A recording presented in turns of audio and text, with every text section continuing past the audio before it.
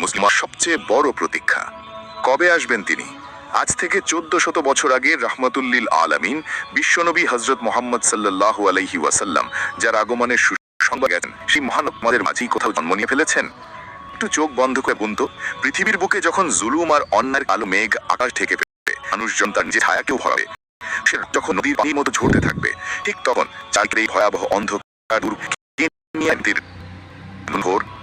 আজ খবরের পাতাগুলো যেন 1400 বছর আগের সেই সতর্ক বার্তারই বাস্তব, কিছু হয়ে যাবে যার জন্য পৃথিবী হাজার বছর ধরে অপেক্ষা করছে।